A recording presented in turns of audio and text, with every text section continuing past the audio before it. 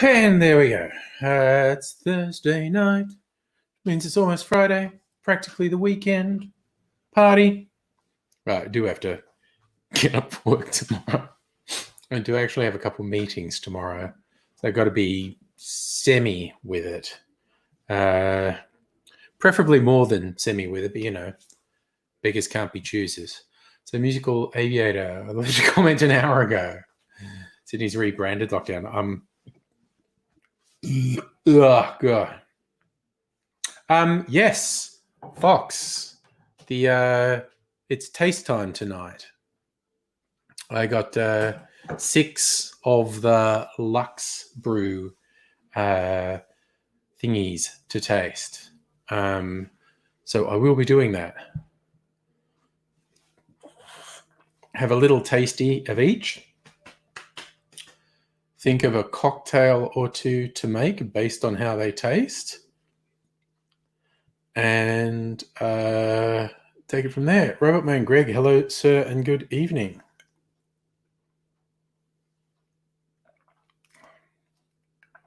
Oh. Yeah, I like the flavors in that one. It's very weird. Some like Captain Morgan spiced in it and whatnot. So it's got that sort of vanilla flavor that they put in the Captain Morgan to try and hide the fact that the base spirit is really not very good. And it certainly isn't rum. But, you know, it's fine. It's a thing. Young Mr. Angry wanted some for a party. And bonjour, Lee. So, yeah. I just noticed every time I suppose it's not so much that I've seen it in the media, although it has been there. I was driving around at Triple J on in the library, and the announcers were in Sydney, and they're talking about it's a bit rough and whatnot. And I've got to be honest, my response was get fucked. Seriously, the fact that it's almost exactly the 1-year anniversary of when our lockdown started in Melbourne last year, the one that lasted over 3 months. So them whining about a 2-3 week lockdown so far. Well, it's 2 weeks so far, and they've got at least 1 more week. They're not going to get the numbers down. They're fucking arsing about, for fuck's sake. Just sort of, can everyone please do the right thing? They're not going to if you don't fucking enforce it, because people are cunts. Alexander, hello. Good evening. So they're not even having particularly strict rules enforced. I'm like, these shops are still open. They haven't done the thing. The stay-at-home order says, you should only go out for essential reasons. But then you let a bunch of extremely non-essential shops continue to trade. It's quite ridiculous. The idea of appealing to people's better nature is a fucking farce, quite honestly. This one. So I'm just fiddling with the little bottles. They're very neat bottles. I'll be keeping these bottles. I probably have too many, but these I keep. One of the prime purposes of bottles this small is if a friend comes over and I want to give them a drink to take with them, or, just as a thank you to someone. Like if I owe someone, give them a little thank you, mix a cocktail, put it in this. And hello, Celtic King and Luke and Nobody. I just feel like the Billy Joel lyric pops into my head at that point. The regular crowd shuffles in. Nice to see everyone. Just having my warm-up drink. I realized a bit earlier, I normally shoot the next week's videos on a Friday night during the live stream. But tomorrow night is Young Mr. Angry's party part 2. Split his party into 2 because of the limitations on the number of people in the house. And last Friday was very rowdy. They were a great bunch. They were very well made, but it was a party. They were loud.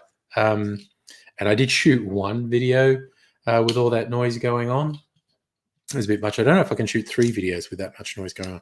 I suppose I can always do it on Sunday night. I was thinking of shooting 1 or 2 videos tonight, but I wanted to do this. I'm really hanging out to taste these. So I think I'll just taste those tonight, and I'll see what tomorrow night is like. If necessary, I'll shoot 1. I got to shoot at least 1 tomorrow night.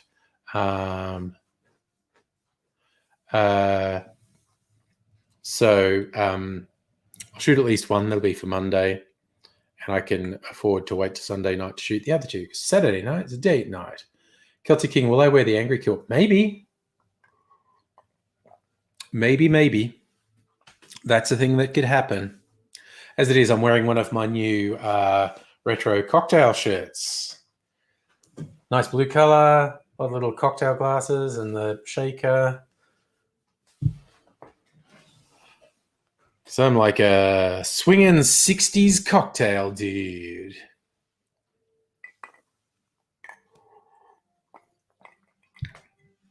That's what I'm going for anyway. So I think I'm going to taste the Bush Foods drinks first, because I kind of think they might be a more subtle taste. I'm going to taste them first. Celtic King, thank you. I'm glad you think it's a sexy shirt. Nobody. I'm doing well, thanks, man. You're a little grumpy. Donated these to ride on Mo and thieves broken and stole it. Well, that does suck. I'd be really fucking pissed off. Retally Rater. Oh, what about Sniper Gaming? Is that a channel, or is that a particular type of gaming? I am old and betraying my ignorance there. All right, just moving a bunch of stuff there. And getting stuff ready.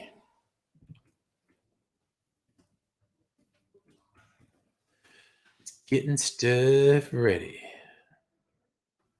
Okay, is that a meme?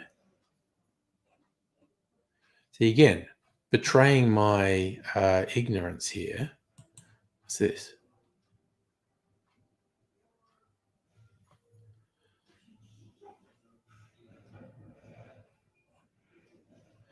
Just listening. There are a couple of videos that come up on YouTube if you search that.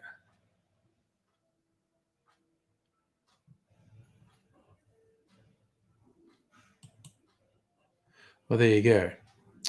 Fox, bush food ones are probably subtle and delicate flavors. Okay, that's my theory.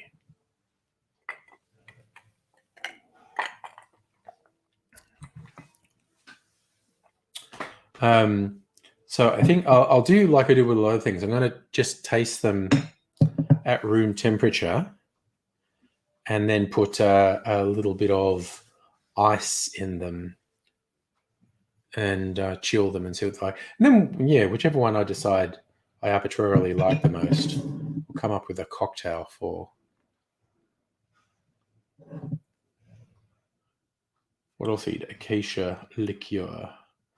Acacia liqueur presents dominant notes of nutty and buttery roasted coffee with its complex and unique, not antique, character. It is mellow yet striking and delivers depth and unique creaminess. Well, that does sound interesting. Thanks, Nettie. This is one of my Fabo Ranch shirts. Who messaged me? It's Aizy. Does Aizy want to join us? He does indeed. I best send him a link. Where are we? Come on. Come on. All right. All right, I'll just let him know.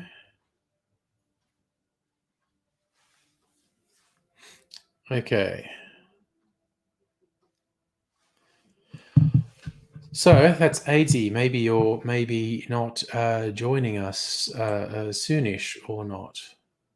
No, Celtic King, I've never used the drug ice. Never done crystal meth. Never done heroin. Never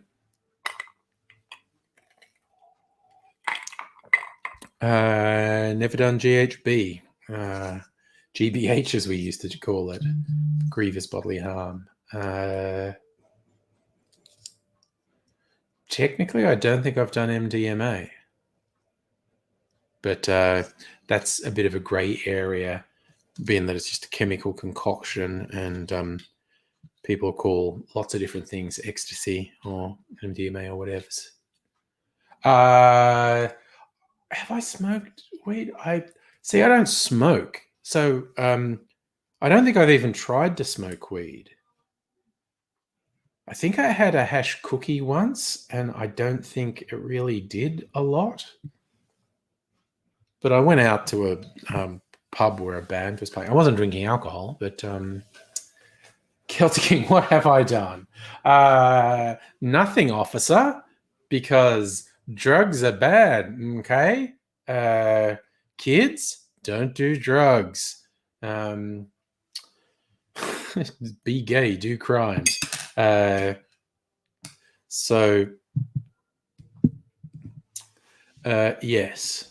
And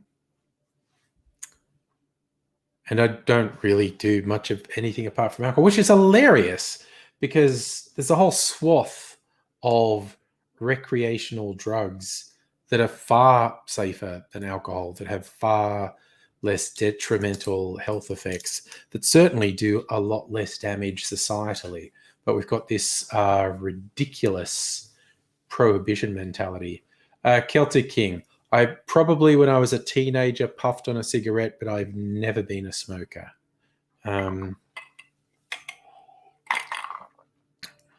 You're a teenager trying to fit in. Once or twice, I probably puffed on a cigarette, but I just decided it was fucking stupid, and I didn't like the concept of peer pressure.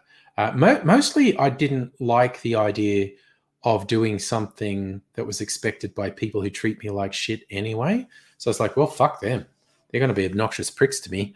I'm not going to do something as fucking dumb as smoking to try and fit in. So I never took up smoking. But I might try things. So I've got the acacia and the Kakadu plum. Kakadu liqueur is fresh on the palate with a boldness of stewed apples and pears, and hints of citrus and floral musk. Wow. I might take... Wait a sec. What are the other... Verbena. Verbena liqueur, bursting with fresh and zesty lemon and lime characteristics, subtropical finger lime and lemon myrtle fruits deliver incredibly unique citrus notes, but with distinction. Actually, that sounds a bit more intense. So I'm into that. And ryeberry. Okay, lily pilly. And I picked a bunch of lily pillies today. Ryeberry liqueur delivers refreshing spicy flavors of clove and cinnamon with musk and bush honey undertones. I think I'll go Kakadu, acacia, ryeberry, verbena, and then limoncello, and finally ramcha. Yes, Nettie, I'm going to give a review to see if these are worth getting. So I'm going to get a couple of shot glasses.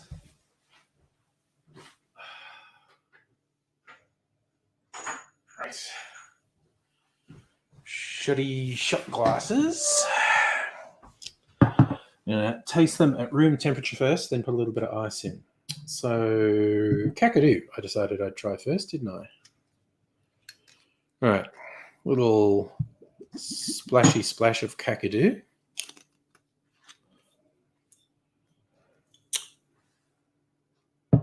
Yeah, well, I've actually, let's see, I've got actual rye berries that I picked today that I'm going to make a syrup with. And my Brookie's Slow Gin is actually made with Kakadu plum. Fox, yes. You're going to take credit if I like them and pretend none of this has ever happened if I don't like it. The camera's just going out of focus, isn't it? Why the fuck is it doing that? It's doing fucking autofocus on fucking... Get your shit together, camera. Why is it doing that? Why am I out of focus? Stupid fucking webcam. Okay. Fuck me. The software for this is so clunky. Okay. Control. Focus. No, fuck off autofocus because you're not working. That's less focused, isn't it? Man, these controls are fucking shit. Okay. That's a bit more like it. Okay. So this is the Kakadu plum. Oh, it's got a very sort of musk lolly. Yeah, it smells like musk lollies, the old musk sticks. Very interesting. All right, little sippy sip.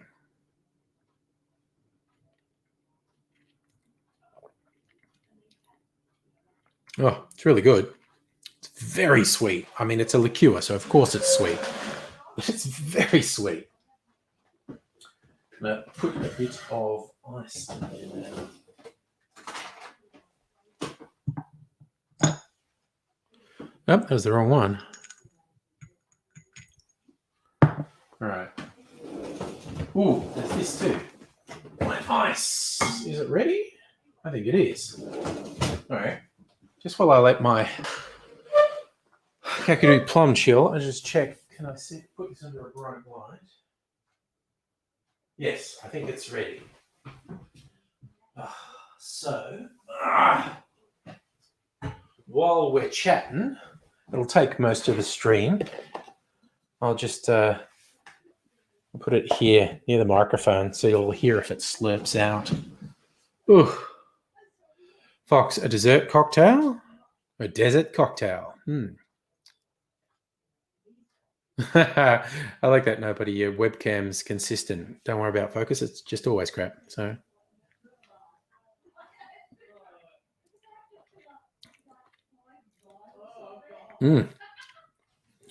It's so saying musk stick to me. What do they say it is? Stewed apples and pears. Does say floral musk. I would actually say floral musk is the flavor I get from this. Craig, yeah, it's. I think it's the camera's the one getting drunk, mate. Oh, Craig's on Facebook for everyone watching on YouTube.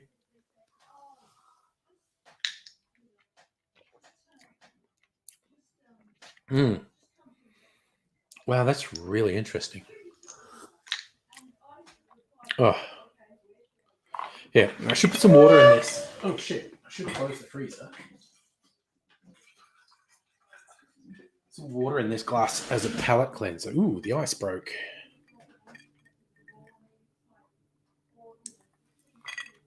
Okay. Oh, palate cleanser. Now, the acacia wattle seed. Let's have a little tasty taste of that. Right. So what does this one smell like? Oh, wow. It smells like nuts. It smells like nuts. It almost smells like peanut butter. Craig's doing the spiced rum. Nice. I've got some of that here.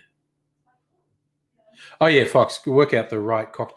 This one, immediately, the acacia wattle seed, immediately I think whiskey, because you get like rusty nail, which is traditionally whiskey with a nut liqueur. Yeah, that's the Kakadu was very light and subtle, so I was trying to think of what. I'd probably find a recipe that used elderflower liqueur and swap this in for the elderflower. Straight away with the acacia, I'm going, have this with whiskey, man. Like something simple. Like basically, was it the one Nettie likes? The the Godfather, which is like whiskey and amaretto, basically an acacia wattle seed Godfather.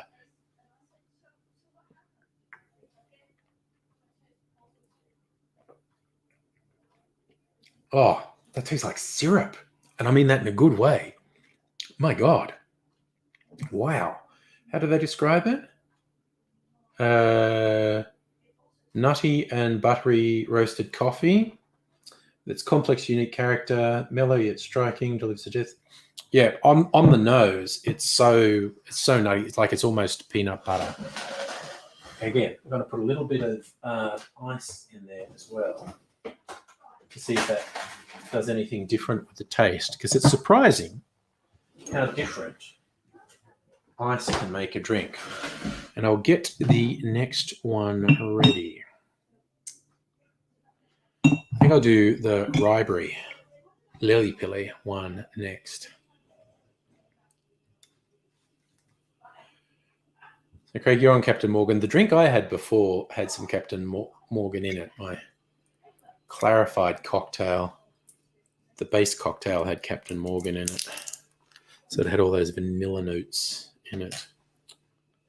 So Ryeberry Lily Pilly next. Now, acacia on ice.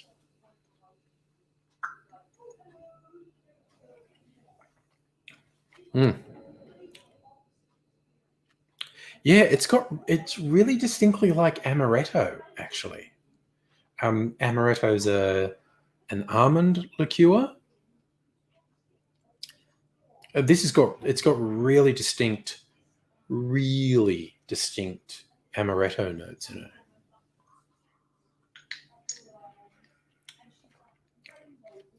it. My word. Wow. Again, really sweet. Not all liqueurs are this sweet. These are very sweet liqueurs. Okay, palate cleanser. Bit more water.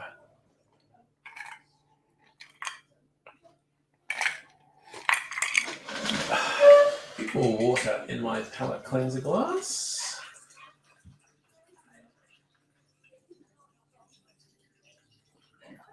Alrighty.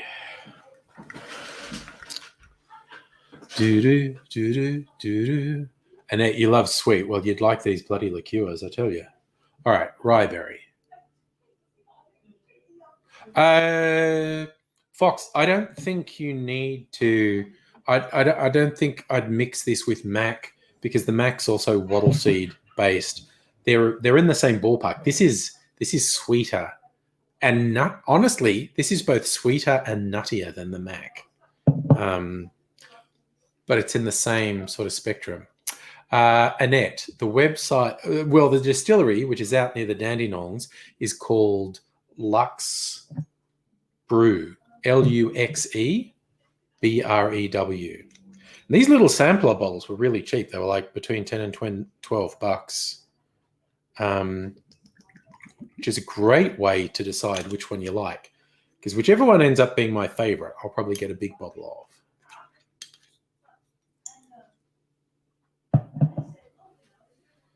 Right, so Ryeberry, Lily Pilly, slight purple tinge. Ooh, really weird aroma. Like, not a completely pleasant one. Okay, now I can't get out of my head. The first thing this reminded me was a baby's disposable nappy. Like, not a dirty one. It's that vaguely plasticky, medicine-y smell. God, I'm going to have trouble getting that out of my head now. Yep, no, I'm having trouble getting that out of my head now that's popped into my head. I'm sure that's not how it's going to taste. Not that I've ever eaten a baby's nappy.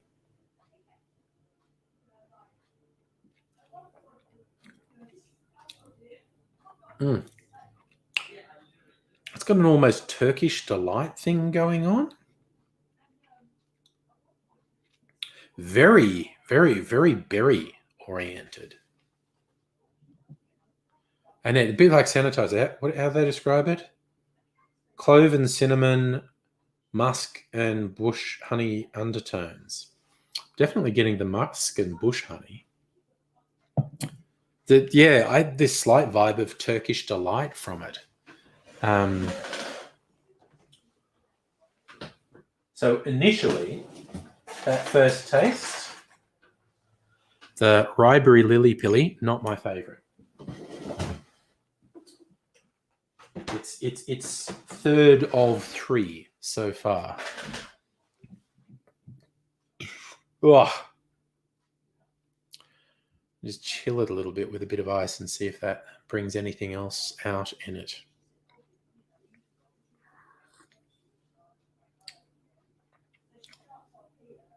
I'm really bad with the words to describe things. A little bit like rose water. Fox, with the Sakura Cherry Blossom one, you got Turkish Delight on the nose. This was not Turkish Delight on the nose, but taste, that's what it's giving me. Like I said, on the nose, it's some weird medicinal sort of smell.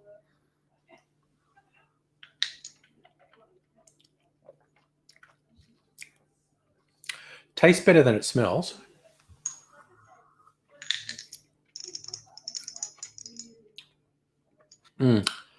It's not terrible, but it's third of 3, so it's not going to be my favorite.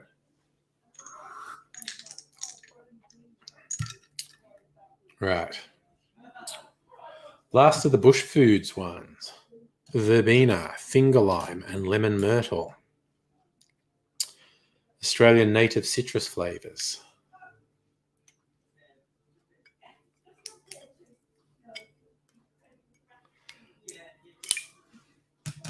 Little plastic seals on them. I'm just going to get it off.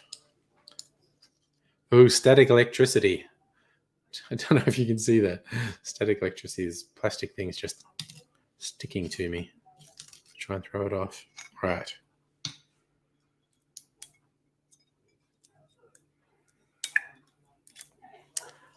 Yep, more static electricity. It's just sticking to me. Oh, get off. Right, so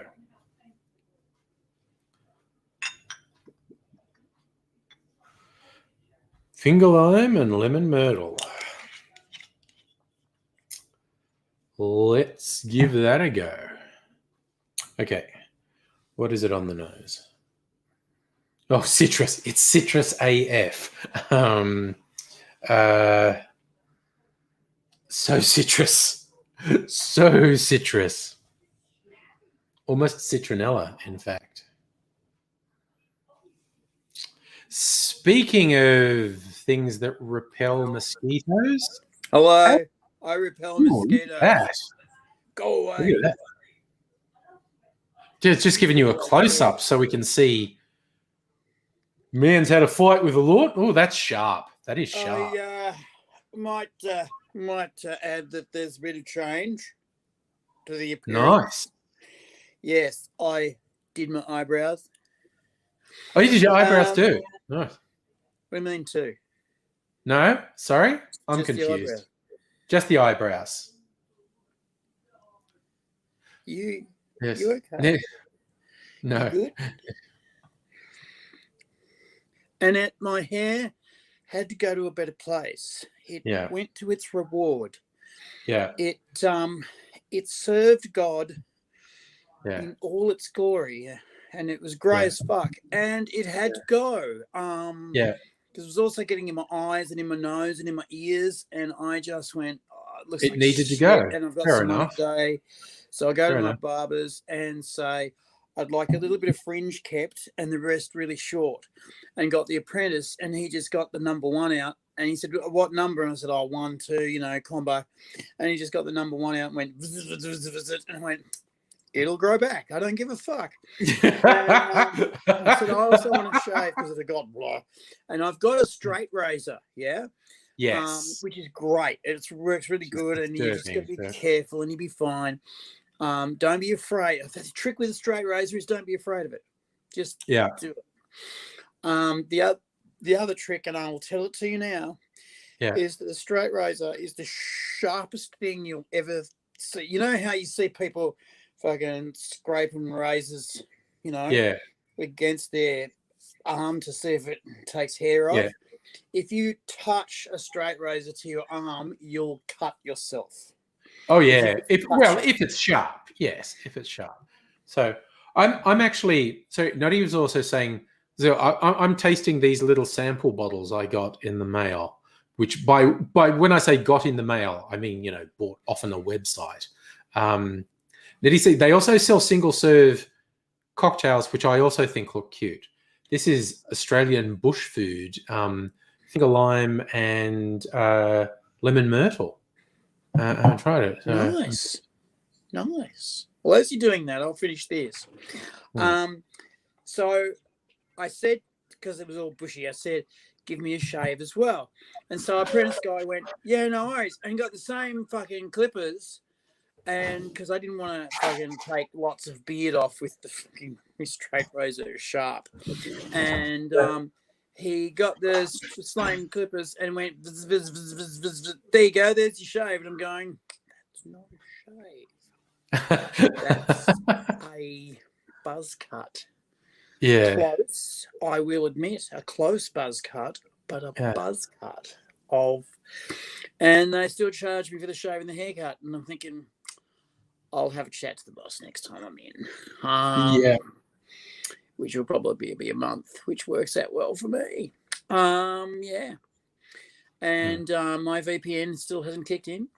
But I expected that. Takes a little while for banks to transfer funds across the sea at the speed of light. 3 seconds, in fact. But, of course, in today's world of high finance, there's got to be checks made. It could be an 8-day process, an 8 business day process, which would be enough time to invest it on the short-term market. Yes, but don't worry about that. And for various different governments to take the tax out while they're there. How's your verbena? Really citrusy, like to the point. It actually reminds me of a was why I was saying the stuff about mosquitoes. It reminds me of a citronella candle or oil that you burn to get rid of mosquitoes. You can it's drink nice. Citronella with opium in it. Sure. So I also got their limoncello. I'm really keen to see how different their limoncello is from the finger lime. Are you putting it in actual glasses, not just necking it? Because I'm a fucking sophisticate. Okay. I accept that as a person. I've got the haircut and the shave. You're the sophisticate. Yeah. Hey, I had a haircut and a shave about 2 weeks ago. It's just not quite so severe. Mine was more a trim. But so I'm tasting a little bit at room temperature and then putting a little bit of ice to see what difference that makes. But yeah, okay. The limoncello is a lot more subtle. Do you know you can drink limoncello with opium in it? Look, technically, you can drink anything with opium in it. But I was hoping you weren't going to get to that point before me. Yeah. Because that's what I found. I did a scientific experiment when I was in Chinatown a little while ago. Got to be more than 10 years now. Shit. We're talking about 15 years now. More. Yeah. More than 15 years. And I did an experiment with what you can drink with opium in it. And it turns out fucking anything. Pretty much anything. You could probably drink sewer water with opium in it. Yeah. Don't do this at home.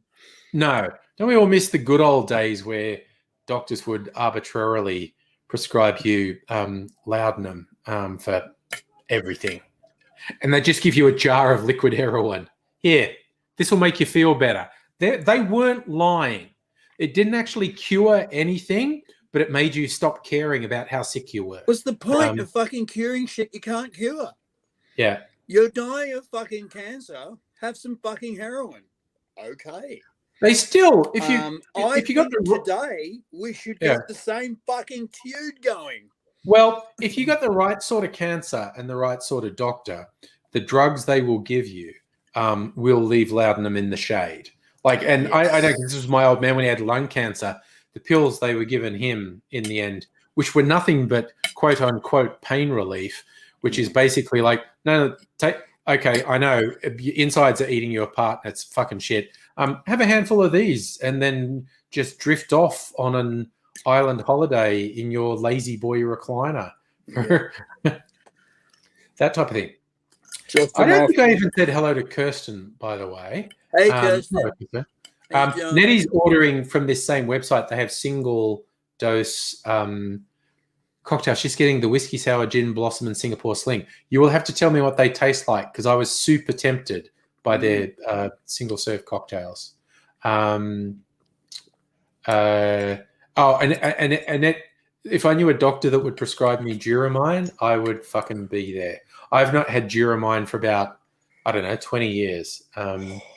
15, 20 years anyway. It's fucking great. It is a dietary aid, appetite suppressant. It is prescription amphetamines. And it was basically like, take one in the morning and you won't want to eat all day. And the doctor actually said, like, and you won't eat all day. The doctor said to me, if you forget to take it in the morning, don't take it. Just skip a day.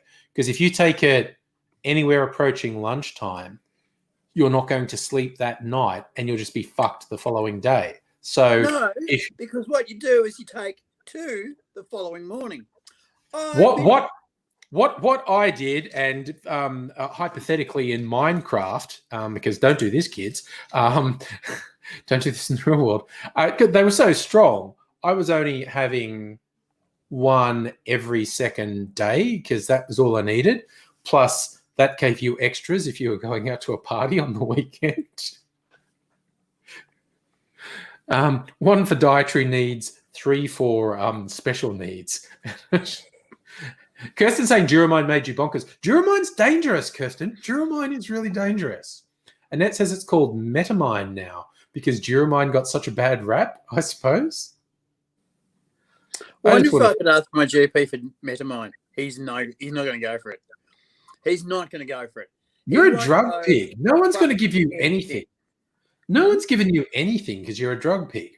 My fucking doctor is deeply anti me taking drugs for anything. I know. Deeply anti. Like, unreasonably so. Unreasonably? Really? Unreasonably?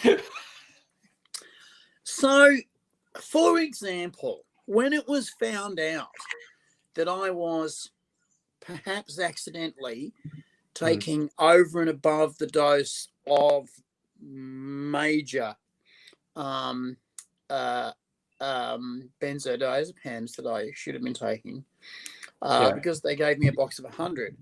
My doctor became quite enraged. I thought to an unreasonable level. And he got quite enraged because I was, I'm going to say it's an ugly word, but dobbed in by boss of the house while we were in the same room. Oh, no. And boss of the house said, out of the box of 100, you're supposed to have had 14, and I count 30 left. Yeah. To wit, my GP went, and this disappoints me. I'm not going to ask Adrian how you explain this. I really don't want to hear it. I'm just going to say, and then he went blah, blah, blah, blah, blah, blah, blah, blah, and lots of blah. Right. Lots and lots of blah. That's you just switched off, wasn't it? Yeah. Melamine. It seems like plastic. That melamine is plastic. This is metamine. Metamine. I should ask him for the metamine, and I would have said that would have counted. And no. If I'd have said counted, that would have been suggested I would have gone poly, and I don't do that. Yep. Sorry, I want to make a brief good night to Nettie. She's going to do a Netflix party with a friend. Hey, Nettie, you're much loved by me on the head. Yeah. Yeah. So, Fox, the limoncello it's a nice limoncello. It's more subtle than the verbena, finger lime, and lemon myrtle. This is citrus on steroids. So I think this would be well served. I'd find a cocktail that recommends using limoncello and use this. And I think this would kind of kick that cocktail in the guts and say, you want fucking citrus? I'll give you fucking citrus, mate. You fucking citrus. This is the last one. Citrus. This is a citrus. Rum cha. It's a dark rum that they've blended. They've infused with their custom masala spiced chai, cold extracted black tea, rich, dark, and spicy, and on the nose, so spicy. Like there's chai, there's cinnamon, there's all those mysterious spices of the Orient going on. Why would you fuck something up that was good by putting fucking chai in it? Fucking let a hippie fucking squat over and take a dump. Yeah, you know, a lot of have some chai. A lot of rum aficionados would agree with you. A lot of rum aficionados really dislike spiced rum for that reason. But fucking Fox. Chai. Fuck me drunk. That I had to invent a slingshot with, fucking dino rubbers that they use in gymnasia, so that I could put ball bearings through the side parts of the hard skull and the joints of chai drinkers and chai sellers. So I could stand comfortably 10, 20 meters away and then just hit him really hard. Got one guy in the eye. Felt a bit guilty about that. He had to go to hospital. But, if you're selling chai, you take your fucking chances. Bank tellers didn't have to be bank tellers. They knew the risks when they took the job. Yeah. If you sell chai in Australia, you've committed treason. You've betrayed the culture. You've effectively blown the alt-right, and not in a good way. No, like not with dynamite. In a way that it makes them go, and you've gone, or you've made chai, chai. So why would you put it in anything? Like, I understand it starts out as a solid. Solids can be burned or blown up. Yeah. Hi, David. See, the Davin Blumenstein is, but no. Okay, for those who know how I'd use this, the rum char, it's very similar to allspice dram. I'd use it in like a tiki drink that said, "Use allspice dram." I'd sub this in. So this with some proper rums. Fox would the verbena go as a actual lemon juice substitute in a whiskey sour? That is a very good possibility. And in fact, because it's so sweet, I probably wouldn't put any sugar. Even just make an old fashioned and put half a shot of this in and see what it does to it. The chai spice might go well with a lemoned honey drink for a cough cold. Absolutely. Oh, Mrs. Angry makes this wicked thing when I've got a cold. That's she stews it up on the stove with lemon and honey and stuff. Fucking drop the rum char in that. That would be very comforting. I like because that. it might because it it'd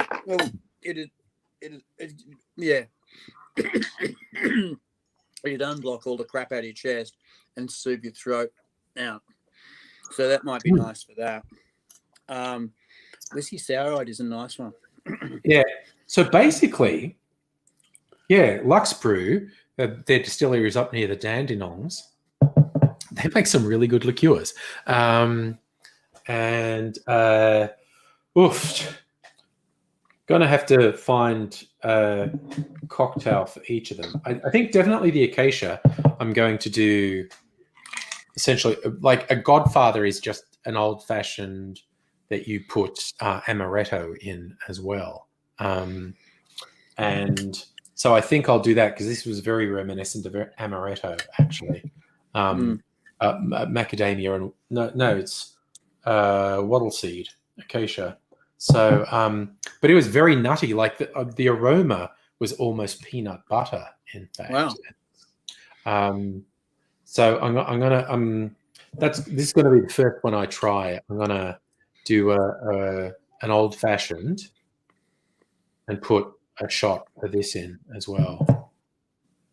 Yeah, nice one.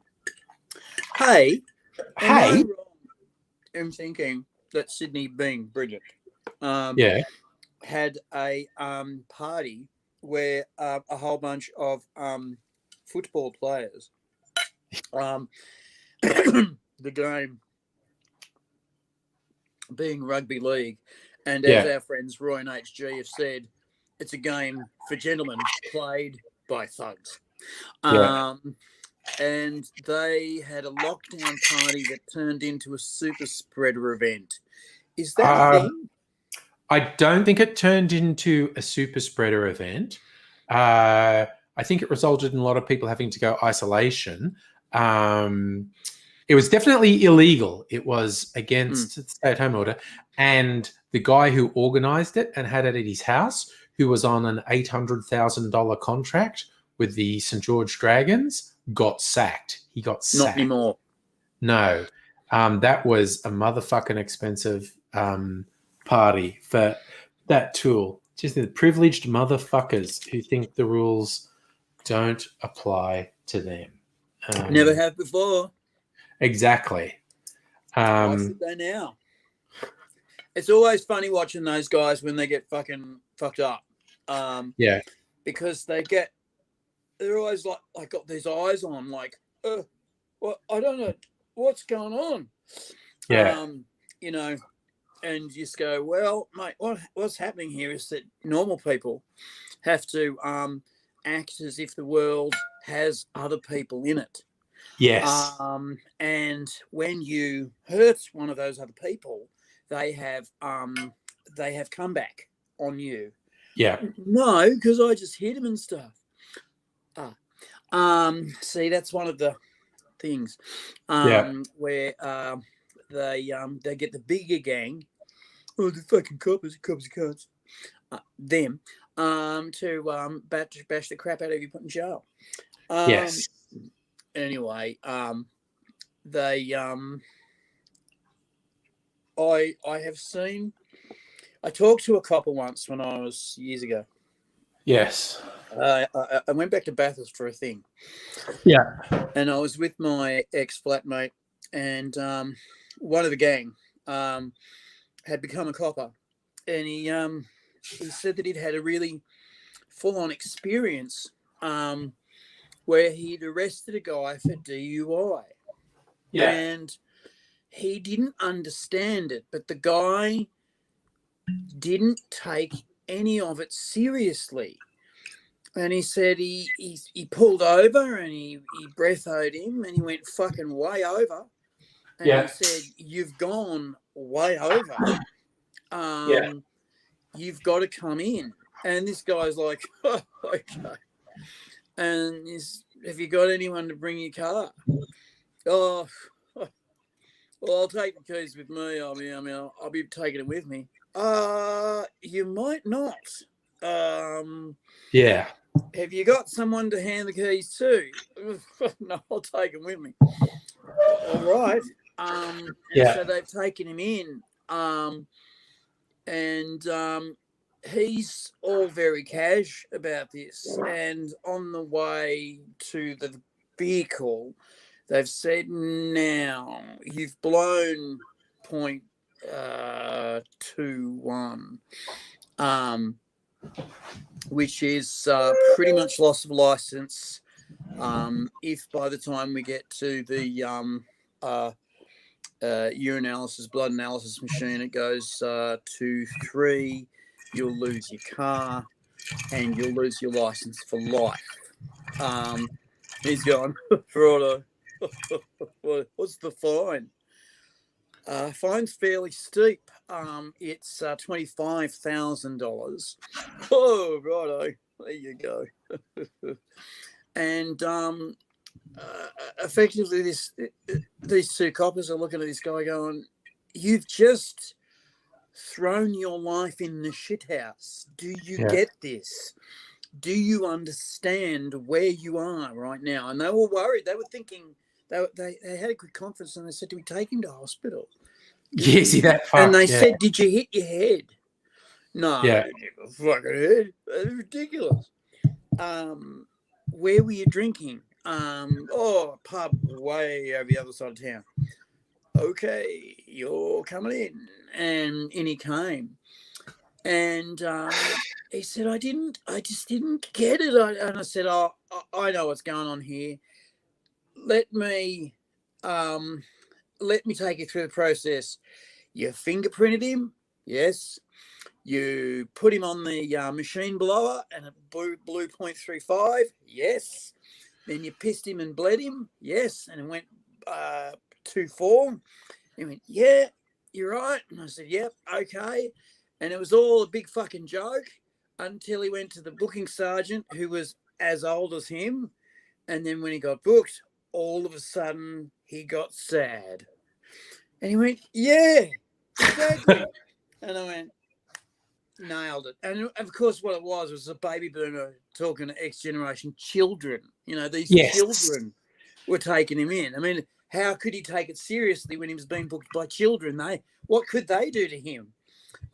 Turns out they could take his license off him, put him in jail and take his car off him and sue him for $50,000. His life truly fell in the shit. Loss of job, loss of wife, loss of company through loss of wife, loss of house, loss of everything. Very difficult to run a divorce while you're in jail. Turns out. Apparently, if you want to get truly fucked over by a spouse who doesn't like you very much, go to jail. Yeah. Because by the time you come out, you will have fucking nothing. Oops. Totally nothing. And apparently he did. He was only in jail 6 months, but by the time he got out, he was gone. She moved plenty real of time. quick. And apparently the first thing they said to me when he got out of jail was, "You're not. Where are you going?" "Oh, I'm going home." "No, not the home you thought you were going to." Yes, you don't have any legal right to go there. You're apprehended violence. You're not allowed to go there. Apprehended violence? Yes. So you were violent to her? No, I've never been violent to her. She says you were. She's got vague proof. It's enough, and you're in jail, which shows you're violent. I was on DUI. Jail is for violent people. You see that it just goes up and up. Well, I better get my lawyer. You can't afford a lawyer. Your assets have been frozen because you don't have enough to pay the alimony. The what? Well, you don't own the business anymore. Because you know how a lot of business people put all their money in the business because they can get all their tax back. And so the business buys them everything. Well, he lost that. So he has no cash.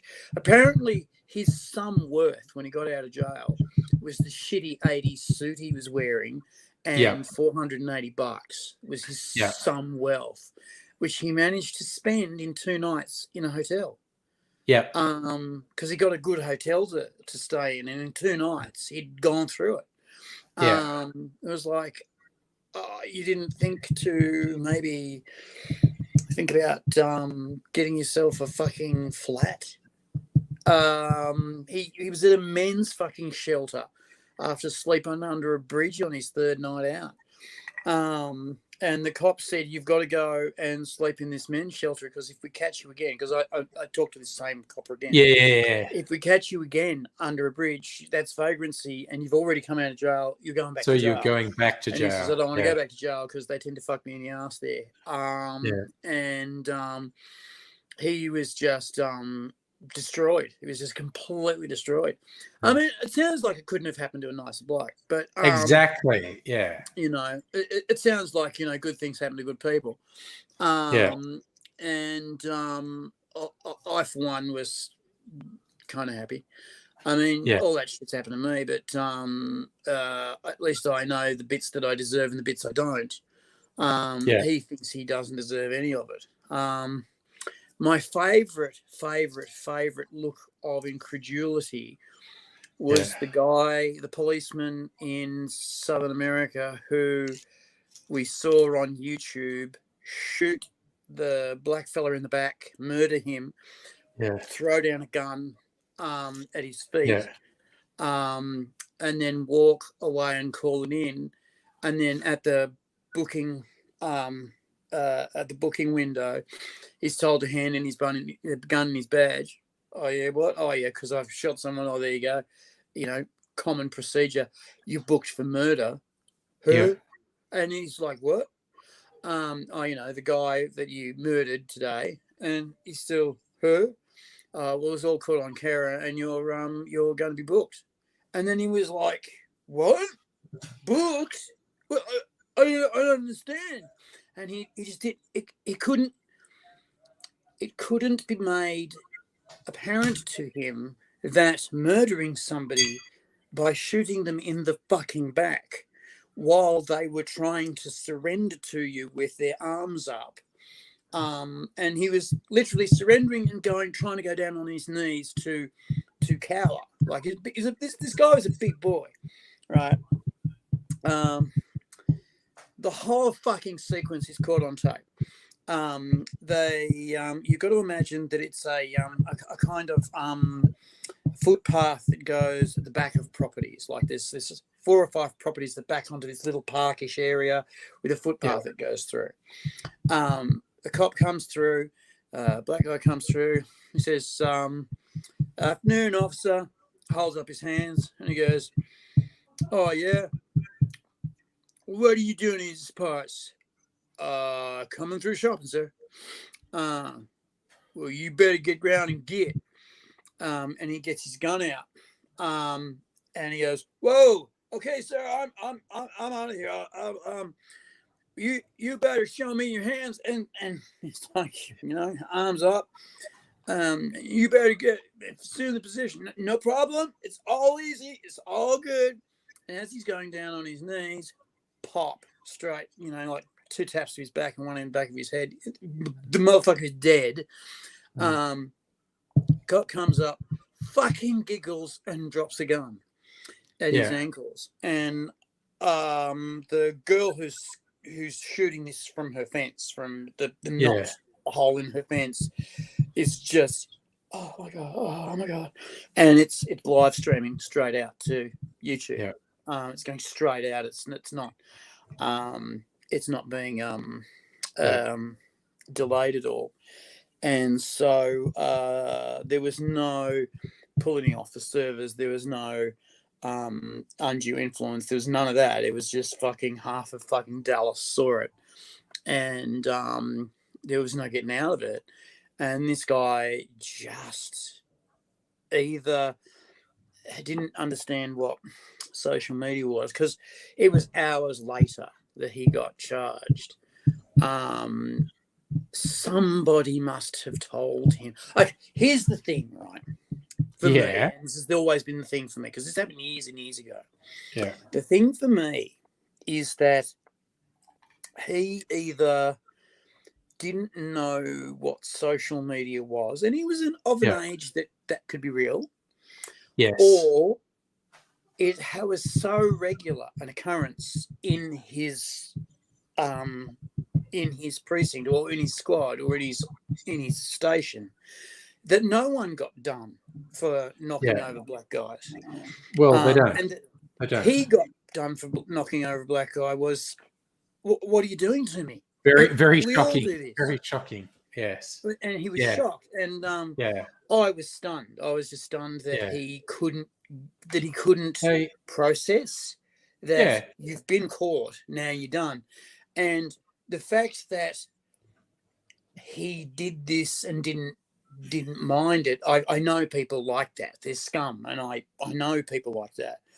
Yeah. But the fact that he'd gotten caught, obviously caught, and still couldn't get that he was being done was the bit that blew my mind. And I just thought, I don't understand you as a culture. How most can of them you don't think? get done. They murder dozens of people every month, and they don't get done. Even the real extreme ones, like there were ones in caught on video shooting an unarmed fleeing suspect in the back, and which is a crime, and they don't get done for it. The guy who got convicted this year had to be caught on video murdering the dude for 10 minutes. He's sitting there with his knee on the guy's neck for 10 minutes as the guy's saying, I can't breathe. And even another cop is like, maybe you should let him up. And that was egregious enough. And he still seemed very surprised. He's caught on video spending 10 minutes murdering this guy. So it's absolutely with malice. And I think it was second-degree murder, which is almost unheard of. For a cop who murders someone, in American things, second-degree murder is deliberate but not premeditated. First-degree murder is pre-planned, premeditated murder. This one is... This cop knew he was murdering the dude and chose to do it, but hadn't planned it ahead of time. But he was consciously murdering the guy when he killed him. And that is so rare. Like, you can count on one hand the number of American cops who've been convicted on murder or manslaughter charges for people they clearly fucking murdered. The killing of this person was completely outside of the law and not defensible on any legal grounds, but because the coppers are almost never held accountable in the US. Okay, because I compare that to the situation here where there are so many coppers reprimanded for shooting people in Australia too late. You let that guy get so close to you that you put yourself and your team at risk, and you did not shoot within the space limit you were supposed to, and you're reprimanded for doing that, and you did not shoot centre mass, and they could have gotten up and hurt more people. Now, luckily enough, they didn't, but you're going to lose a month's pay, and you're going to get a week's suspension. And, they get in trouble for not fucking taking people out. And they, every year I know the New South Wales Police Force does this. They lobby for more and more non-lethal takedown weapons. The beanbag shotgun was actually first authorised for use in New South Wales. Right. And they use the beanbag shotgun all the fucking time. Yeah. So it's a shotgun, and it's got a little Kevlar bag. Sorry, I saw it in one of the Jackass movies. They volunteered. They stood down range and got shot with beanbag rounds. But you know what? Wrong. They fucking hurt. Oh yeah, no, they hurt. They take you down. They hurt a lot. They will break your fucking bones. I watched Johnny Knoxville. I watched Johnny Knoxville in slow motion get shot by one of them, and you see his whole body distort around the impact point. But I tell you what, Australian cops never get held accountable for is violently assaulting non-violent leftist protesters. They never never suffer any repercussions for kicking the shit out of non-violent protesters, or for murdering black people in custody. Actually, or for murdering black people in custody. They never get held accountable for that either. Though that's changing, which is nice. Oh, we wish. Hey, we wish. Since the Royal Commission into Black Deaths in Custody, there's been, another 100 black deaths in custody and not a single charge against a cop in all that time. So things are on the move, which is, it's got to start somewhere. Yeah. And it's got to get good, and it's got to get proper. I mean, Palm Island was a bit of a turnaround, which is a good example. It always cracks me up when people get upset about rioters. Like, you won't get what you want that way. Rioting is a fucking excellent way to get what you want. Being passive is the most shithouse way. It's a useless way of getting anything. Change. Civil disobedience is a fucking awesome way to get what you want. Yeah. For those who don't know, Palm Island is an island off Queensland, and it's a very small community, mostly Indigenous, with white coppers. And these cops fucking murdered a dude in custody. Like, his injuries were consistent with being hit by a car, and that included his liver being split in half. And an internal police inquiry found no wrongdoing, despite this guy in a cell died from injuries consistent with being hit by a car. And I don't mean they hit him with a car. I mean they beat him that badly. He looked like he'd been hit by a car. They hit him and they murdered him. And a big surprise, a Queensland internal police inquiry found no wrongdoing. And the people... Queensland? Queensland. The people in Palm Island went, fuck this, and started a riot and burned down the police station, which got them national media attention, which made the Queensland government go, oh, wow, why were they upset? Maybe we should investigate this. And then there was an inquest that actually found there was a culture of impunity in the police on Palm Island, that they were just fucking tyrants and would beat and abuse and extort people with no checks or balances on them. And they fucking murdered this guy in custody. And that literally only came to light because the people on Palm Island rioted and burnt the fucking police station down. The being passive.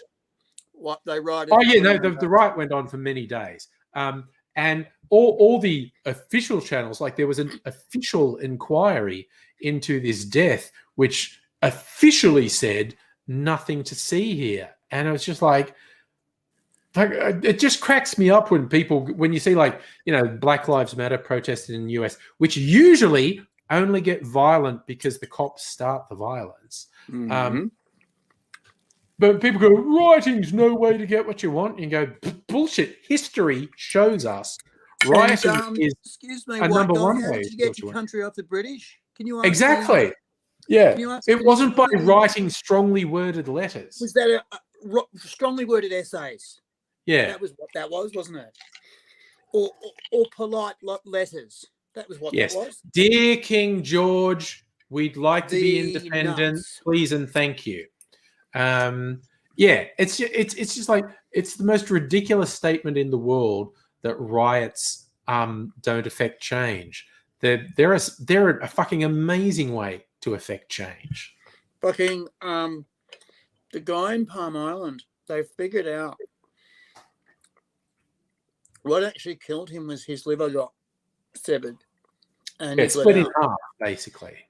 And they figured out that as he was getting beaten, he was either tripped or pushed onto the concrete step, the brick step of the little solitary lockup, and he hit it so hard that it severed his liver. And by that point, he'd had so many injuries anyway that he couldn't effectively move anywho. And so they've chucked him in there and left him in there. And hours later, they came to check on him, and he was cold, but he was apparently dead within minutes after that injury. And at one point, this is another case, but at one point, there was a guy in Western Australia who was severely beaten to death by more than 4 people. And the doctor came back with a finding of severe tonsillitis. And that was a dark joke in Australia for a decade, I think. You'll remember this. If someone had either gotten beaten up or a blackfellow got beaten up, it was like tonsillitis. You know, or if a woman friend that you knew wasn't at work today, you know, why is she in work today? Oh, tonsillitis. Meaning her boyfriend, husband beat her up. And when the coroner came back to the case, because the this is just full on. The undertaker, what do they call it? The mortician, to make up the body for the viewing for the funeral, said, I can't put enough of the face back together to have an open viewing of the casket. I can't. I dug it up because Safa asked when it happened. Okay, so the guy, Cameron Dumaji, died in 2004. He died. He was 36. Died of massive internal injuries after he was arrested for being drunk and locked in a police cell with no visible injuries at the time. Hours later, he was dead from massive internal injuries, including broken ribs, ruptured spleen, liver so badly damaged it was almost cleaved in two across his spine. The pathologist who conducted a post-mortem compared Mr. Dumaji's injuries to those of plane crash victims. I said car crash. The pathologist actually said plane crash. And like I said, he went into the cells with no visible injuries. And the cop was acquitted of manslaughter. Then the riot happened, and then riot squad came in, and ultimately there was a $30 million payout in compensation to the people of Palm Island for the excessive use of force and racism from the There's also a new police station on Palm Island. One of the nice things about the new police station on Palm Island is that most of the station has glass in it. Yeah. Once you go to the station, you can actually see right through. You can see. There are bits that are closed off so that people who are fighting each other can't see each other. Yeah. But it's actually the whole design of it is so that we are showing you the cops. We are showing you what's going on. We are showing you. Yeah. You know, there's no secrets here. There's no, things are different now. Yeah. And I feel for the people who have had to die to change our ways. But they did, and we will, and we have, and we are. And we are learning more about with things that our elders can teach us as we need to. It's becoming more and more obvious that the ways that things used to be done here can support the many millions of people who are already here in a sustainable way and probably help the world. It's becoming more and more obvious that the attitudes and philosophies of the first peoples here have seeped into our culture as it is. I can never remember the word, but there is a word for it. and what it is a philosophy that the land that you are on, and it's because of the minerals you eat, and it's because of the environment that you're in, actually shapes you. You don't shape it. It actually makes you behave in a certain way. And they tried to sort of bring it up as why are the Arabs and the Jews always fighting all the time? Well, what is that cultural, or is that something to do with where they are and what they do and how they live in the land, making them that way? And more and more and more and more, white Australia is becoming more black, and we're becoming less and less. We're becoming less and less insistent that things happen out of time. Let me try and explain this better. One of the things I've heard about the Aboriginal way of life, the Koori way of life, is that things happen in a certain way, in a certain time, for a certain reason. And as long as if you can keep with those rhythms, you can repeat those rhythms forever. I was talking to an old auntie once, and she said, and I said, oh, I kind of forget about, what the white guys have done. She says, it's 200 years. We've been here 50,000. It's a blink of an eye. You'll come round. And she just calmly said, you'll come round. And I went, shit, okay. That's some authority. Yep. That's a nice attitude. Go. So Sarp is asking, was the Palm Island murder covered up? Yes, it was. It didn't make the news at all. The riots made the news.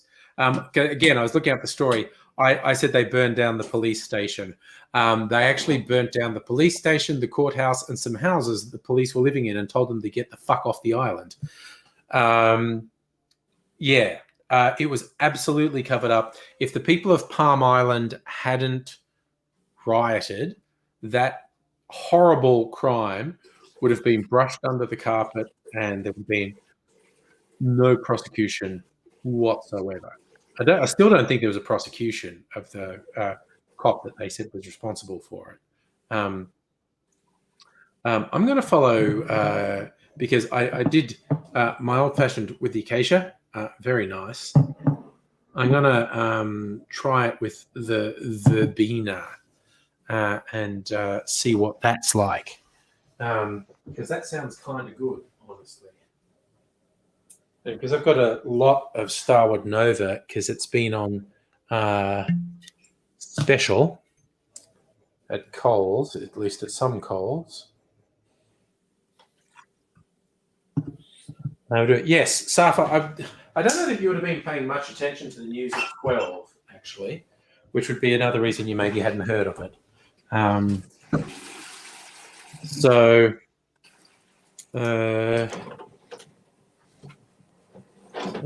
Verbena with my whiskey, because that's the way I like it. I like it a bit like that too. God, they used to shit me as a kid because I was never really into disco because I was white and in a country town.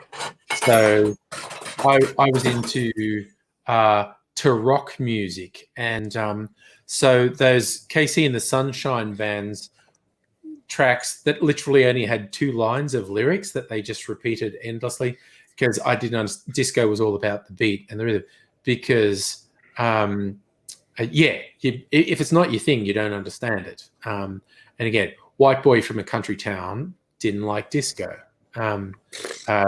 Probably, it's the equivalent. I wouldn't have liked hip hop if that was out at the time. But now I'm really into hip hop, and not just because white guys do it. So a lot of white guys did disco as well. Disco did come out of soul, R&B. It's fascinating. There, read some of the early history stuff, like the guys who ended up being in the first rap and hip hop acts in the 80s. They were actually doing DJ work at house parties in the 70s, late 70s. You know, disco was king, and they were experimenting. They were experimenting with two turntables. And the first one I heard is they had the same record on both turntables, and they were running loops. They would play this, like, you know, say it was "Love to Love Your Baby," and you'd think, "I love to love you," and it's queued up on the next one, "I love to love you," and they'd just be taking it back, and it's just and what I think it was from NWA. It might have been Ice Cube or something, but he's saying he did this thing where he kept this loop going for 7 minutes at a house party, and people were getting really fucking weirded out that he was doing it. Because he was just experimenting. He was just experimenting with what he could do. Ice Cube was straight edged. He was never on any enhancements ever. And for him to do that for 7 minutes sounded pretty cool. Yeah, no, he was just experimenting. Yeah, and everyone else, because it was a house party, people were drunk or high or whatever, and they were just like, "Wait, this is not how I remember this song going." And I think like lost in the thing. The idea of disco was like, you know, there were two lines that didn't fucking mean anything anyway. And the only lines that meant anything was "I want to fuck you," and or a different version of the same. Yeah, the songs were either about fucking ride your body next to a gender of your choice. Yeah, and fucking give it a little bit of eventually you're gonna get warm enough to leave here. This was the days of universal fucking they call it antibiotics, universal pill, and sexual freedom. So I mean, it didn't matter. Everything was cool. You were not going to get anything nasty by going home and rooting anything you wanted, and so everyone did, and it was great. It was the glory times, and then the American disco songs were either about fucking or about dancing as a metaphor for fucking. It was one of the two. Except for "I Will Survive" and anything by Roberta Flack. Geez, I've seen some good versions of "I Will Survive." There's a great one that's done with animation, and it's this very gay-looking, one-eyed green alien going, you know, now you're back from outer space with all the hand gestures, and this meteorite falls on it and splat, and that's the end of the song. "I Will Survive," splat. No, because that was one of the good routines in Priscilla, Queen of the Desert, as well, wasn't it? "I Will Survive" was one of their routines. Also, I just want to throw out, and just in case Fox of Fate is still watching, I did basically do the whiskey and the verbena to see, you know, it was like a whiskey sour that, and it was good. It was weird, but I thought it was a bit intense. And then I added a little bit of the acacia wattle seed, and that made it close to perfect. So nice. Yeah, that's something. The whiskey and the verbena, finger lime, lemon myrtle, and a little bit of the acacia wattle seed. That's something. That is absolutely something. What alcohol percentage are these? Well, that's actually 2.4 drinks. Okay, 28%. And that one's 21%. That's about normal for a thing. 23%, 22%. Okay, 31% for the spiced rum. 28% for the limoncello. Usually limoncello is pretty high. 23% for the rubber. So yeah, they're varying between low 20s and low 30.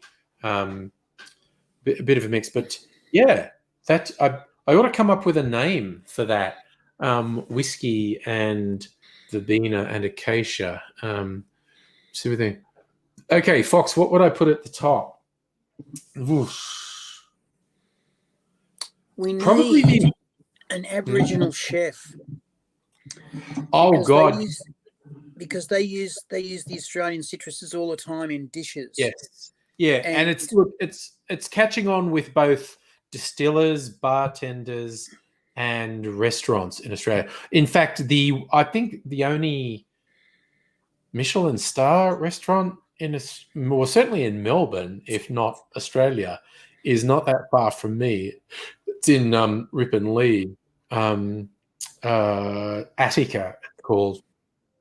They use a lot of native products in the cooking, and they apparently they're not just being sort of white boys ripping everything off. They consulted and said, so how does this go with this and whatnot?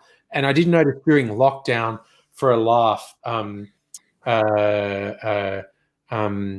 Briggs, the Indigenous rapper from country Victoria, he actually teamed up with the guy behind Attica during lockdown. They were bored and go, we're going to try and cook meals as described in The Simpsons. So just various really weird meals from The Simpsons they're going to try. And by the way, hello, Laura, who's come in and said hello. Oh, and Kirsten's husband. Hey, Laura. Got a job at an alcohol company as well. So they're officially a booze power couple now. So that's pretty good. I worry. I worry about the influence of drugs on this channel. Yeah. Alcohol in particular. Foxy's wondering what's my favorite. Just drugs. Probably the acacia, actually, the acacia wattle seed, because it's got this mad sort of peanut butter flavor going on. There's no mistaking it because it's toasted wattle seed, which just smells like nuts. And it's just like, it smells like peanut butter, basically. There's just no getting around it. It goes really well with whiskey, essentially. But this one, I think Fox really likes the rum char, the spiced rum liqueur. That definitely has its own charm, and I'm going to find a recipe. Like I was saying, I was going to find a recipe that calls for allspice dram and substitute that in, because it's very much like allspice dram. Got that really rich cinnamon and mysterious spices of the Orient flavor going on. Well, you know what they are, don't you? Well. You don't know where they've been. Ooh, Laura's hitting. Laura's hitting 3 weeks into HRT. Just 3 days ago. Oh, yeah, was it a doctor? Yeah. He's come up and said, I'm doing a nerve conduction. How's this? And I went, oh, that's all right. And he said, how's this? And I went, yeah, song of pain. And I was like fucking trying to climb the wall. And he's gone, that would be where your nerve has grown to. And I've gone, you've done a bit of TCM, haven't you? And he went, yeah, double threat. And I'm going, are you going to keep on doing the not hurt me till it does thing? And he went, yeah, I'm going to keep on doing that. And then he's written down this thing and gone, okay, so we're good. And it was like 20 minutes, done. Yeah. And these things usually take 3 hours. And I'm going, that's it. I can put clothes back on. He says, you don't have to, but you should, because you'll get arrested. And, you'll probably meet the man of your dreams in lockup. But usually you have to go to hospital first, and they're not the man of your dreams. Trust me. Yeah. I've been with them. Not with them, with them. Oh, no, with them, but not with them after they've come in. And so he was fun. It's like in Australia, right? There's no more Italians anymore. They're gone. They're just skippies now. And the Greeks are going. They're skippies now. The Vietnamese are just about gone. The Chinese are gone. They're gone. They're just all skippies now. And so this bloke's, speaking as much strine as me. And but he's flitted back and forth and done his apparently it's quite common in China to do your Western medicine and your TCM, Chinese traditional medicine, traditional Chinese medicine at the same time, because they've got a lot of synergies. One of the things that they have discovered is that the meridian points of acupuncture are neatly lined up with the ganglion points of your nervous system, and that the things that aren't recognized as ganglion points of your nervous system do, when you hit them just right, become pressure points that will make other effects happen in the body. And so you can do the official nerve conduction test, which means you put electricity from one end down to the other end and measure it. Or you can go tap, tap, tap, tap, tap, tap, tap. No, that one's buggered. This one's good. This one's good. This one's good. And then you write that down and move on. And, of course, if you can get a 3-hour exam done in 20 minutes, you're quite valuable. It's unofficial. But he's unofficially fucking getting through most of the fucking list in a day, which means that they're fucking carving up the list as fast as they can. And what they use him for is culling out the best patients, ones that are making the best recovery, and so their appointments get put back months, and the patients that are making no recovery or getting worse, they put them forward. Do you see how this works? It's a resource management thing, and he's a lot of fun, and he's he's had to explain himself to little old Greek ladies 1 million times, so he doesn't care about anything at all, ever. Anyway, I got a phone call today from the nervous doctors, and they were very importantly telling me what was going on. I was going, fucking Dr. Chen told me all of this shit in fucking a lot easier language that I understood. And they had the fucking gall to ring me up and say, "Oh, are you busy?" And I went, "Well, a little bit, yeah." And they said, "Oh, well, we've got you down as a phoner appointment." And I said, "This is the first time I've heard of this." Yeah. And they said, "Oh, well, will you talk to us for a few minutes?" An hour and a half I was on the fucking phone. And I'm going, this is not a few minutes, guys. And so this woman's fucking asking me questions and I'm giving her answers. And then she does that thing which I love the most of all, which is she cuts me off halfway through the fucking answer. And I'm going, if you ask me a fucking question that I was giving you the answer to, I am going to fucking shut down. And then she goes, and here is a question which you were about to answer. And I'm going, right.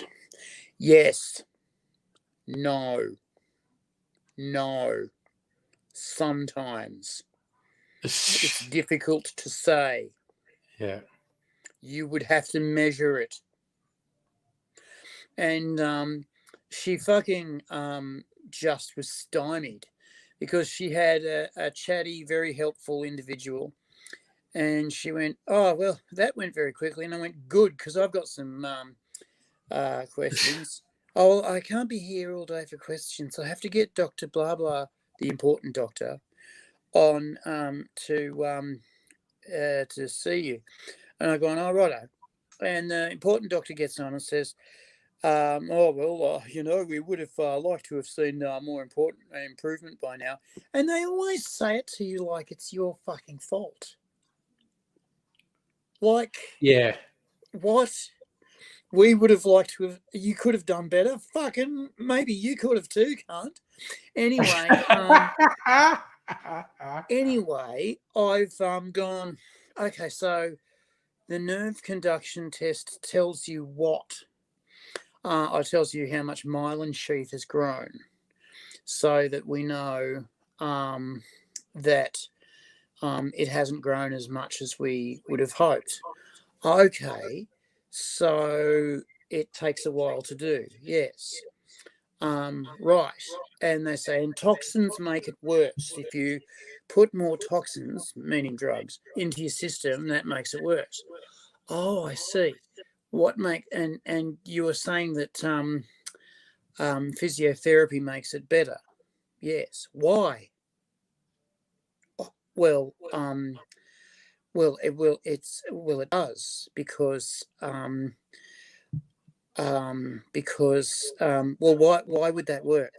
Well, because your muscle fibers usually have so much nerves to them, and the ones that are damaged don't work, and so the ones that are whole have to take on more muscle fibers, and therefore have to branch out more thoroughly. Oh, I see. So if you work your muscles, then your nerves have to adapt. Yes. So it would work the same way the other way. If you worked your mind at 5, maybe 10 times the pace, your mind would have to adapt as well. And there's fucking deathly silence on the other end of the line. And the doctor's gone, well, yes, yes, it would. Yes, it would. Yes. But then how would you do that? And I said, well, if you made sure you were doing something that involved axioms that you had to invent, compound, and then synthesize for a solid 2 hours, and then give yourself 15 minutes rest and then hit it again.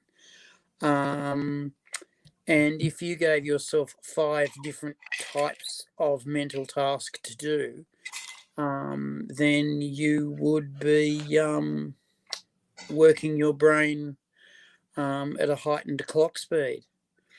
And he's going, but I don't see how you do that. And I said, oh, well, it'd be fairly simple. You'd learn Python programming, then you'd learn physical hydrodynamic engineering, and then you'd learn calligraphy, and then you'd learn history of the economics of post-World War II into the Cold War, and then you'd learn neuro-linguistic training as taught by the First Nations people of Australia, particularly the dreaming communication systems. And then you'd go into psychokinetic meditation, and then you'd go into long division, and that'd be 5 2-hour blocks you could do. Yeah. And this doctor's going, could you do that though? And I said, there's an internet there that can teach you how to do fucking anything. It's a piece of piss. I mean, really, come on. I mean, really, I don't know why everyone's not doing it. And the nurse woman's going, we've really got to move on. No, we're good. How would you do it? Well, you get a Pomodoro, and you'd give yourself a 2-hour time limit. And as soon as you got sucked into the puzzles that you were doing, because that's what it is. It's puzzles. Everything is puzzles. You are basically a context making machine. And when you don't have a context, you're looking for where's Wally in whatever problem you are. Look, ask any engineer or mountain climber. It's all puzzles. Ask any SAS soldier. It's all making your body go where your mind tells it to. And we combine those two things, and all of a sudden we've got a nervous system that works tickety-boo. And the neuro was really impressed, and the nurse was like, "You have to know about that. It doesn't work." But she was saying shit like, "That's just how we're created," and I'm going, "Don't say created. I don't like that. I don't Yeah. like that. That doesn't work for me. That's just how it works. I said that's, and I said to her in the thing, I said that's circular. That's not fucking medical science. Fucking how we're created. Jesus. You either think I'm a fucking idiot or you're thinking God did it. And either way, I'm going to come around there. So, it was a really nice day today, weather-wise. Did you manage to get out in it at all? I did. Mrs. Angry and I try to have a walk each afternoon at the end of the day. And so, somewhere around 4 or 5 o'clock. And blue skies and sunshine today, which was nice. Nettie is back from her watch party, covered in twisty cheese powder, which sounds like a sexual thing, but I think it's probably just because Nettie was eating twisties. I don't know. What's wrong with? No. There's nothing wrong. There's nothing wrong with licking the twisty cheese powder off someone who's important to you. That's a treat on a number of levels. It's a treat on my level. Come around, Nettie. I'll give it some twisty licking. It's interesting. I don't know if Fox of Fate is still in the chat, but we're talking about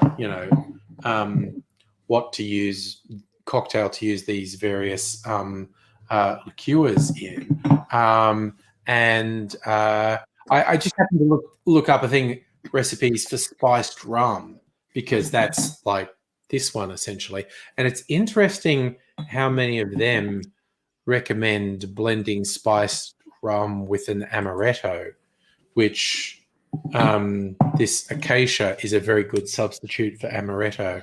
So there's lots of potential in there. Nettie's going, come clean me up. Okay. I'm not saying either of us are degenerates, but you shouldn't say things like that to degenerates, basically, is what I'm saying. Yeah. Oh, Safi, you might be in Melbourne. Dude, I'm still, although they lifted a lot of the restrictions at midnight tonight, but I'm still working from home. You've still got to apply to get into Victoria. I think Safa might be in rural Victoria at the moment. Nettie, accidentally off my meds. That's okay. You're in good company here, Nettie. Shut up. You are. Well, was a big what was the Cheshire Cat said something along those lines? I think, we're all mad down here or something. Or was that the Mad Hatter? I don't remember. That was we're all together. Someone else. Was the rabbit after the March Hare happened? The March Hare after something really disappointing happened, and a few. I guess from their point of view, a few disappointing thing happened. The Red Queen did something and got the shits and reneged on a deal she did with Alice. Shit. Well, the Red Queen did a bunch of things. My favorite thing that no one ever talks about, because it was not in the Disney movie, but it is in Lewis Carroll's book. The Red King is asleep. Like, we only get to see the Queen in the Red King is sleeping, and Alice asks why no one wakes him up, and they say because we're worried we're just his dream, and if he wakes up, we won't exist anymore. So he's been sleeping for 10 years and no one's willing to wake him up. Just in case we're his dream and we won't exist if he wakes up. And it was just like, Lewis Carroll was, we were talking about laudanum before. There's no way Lewis Carroll wasn't doing laudanum and or cocaine when he was doing that stuff. It's just like, no, there wasn't any way that he wasn't. And also, Lewis Carroll had some pedophile. Yeah. Yeah, no, the whole Alice thing was about a niece of his who was 10 years old and he had a sexual obsession with. Lewis Carroll, not a great guy. Not a great guy. And not a great guy. I've heard a really in-depth discussion of the Sleeping Red King. Yeah. And I'm not. Oh, no, that's also not good. That's also not good. Oh. Really unpleasant. Really unpleasant. Yeah. If you look at it from a certain angle, you just go, oh, Lewis, you are wrong. You are fucking wrong, dude. Yeah. And it basically goes along the lines of, if the Red King wakes up, this could all be a dream and it could all be over. Yeah. The whole like party could be over. It could all go away. Yeah. Sounds like an opium dream to me. It's like, let's make the Red King never wake up. Oh, Jesus, Lewis. Yeah. Come on, dude. Yeah. That's ugly, man. Not cool stuff. Not cool. No. Yeah. But they were all degenerates. H.G. Wells spent half his life in fucking orgies, and because he was a Fabian socialist and a hedonist, and all of society's rules were bourgeois and meaningless. And he was a fucking Golden Dawnist, and he was a fucking freaking what was Burley Griffin? Oh God, I don't know. He was Golden Architects. Architects are always fucking weird because they get into that Masonic shit and it gets back to Egyptian religious stuff with half of them, and architects are just fucking weird. Well, the Golden Dawn folks were into sacred geometry, and especially their architects folks, and in a lot of Burley Griffin stuff. If you go to Melbourne, the Capitol Theatre, that was done by Burley Griffin, and you look at the shapes there, and they're particularly made to force the power of the place into the audience. Right. Just so happens, shit. Sorry. Drop something. Don't you hate that? Just so happens that the acoustics are fucking awesome. I was on stage there once talking to a group of film students who hated me. Yes. Because was I into film? No. They were into film and therefore much better than me. Right. When I spoke, I realized that my microphone wasn't on and it didn't matter. I could be heard quite clearly right down the back of the fucking room. And I had a look at the actual speakers that they use for the films, and they're tiny. They're fucking tiny. They're like what you have in 1970s and 80s fucking stereo. These tiny little boxes, because the sound is so fucking good that it just travels one way in a pulse and deadens, and that's it. And the problem wasn't getting surround sound in. The problem was that it's the freelance satanic left-hand magicians you have to watch out for. Fuck off, Anna.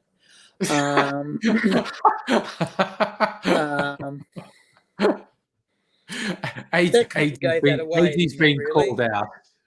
Yeah, I shouldn't have maybe said anything about that. I should have said, ha, ha, ha, ha, ha. Yeah, Anna, you're right.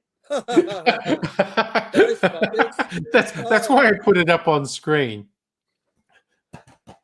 I'm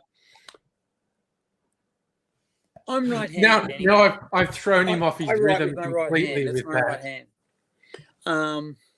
Red right hand. He hasn't spoken to me again today. Oh no. Anyway, I'm going to hassle him after work. I don't give a shit.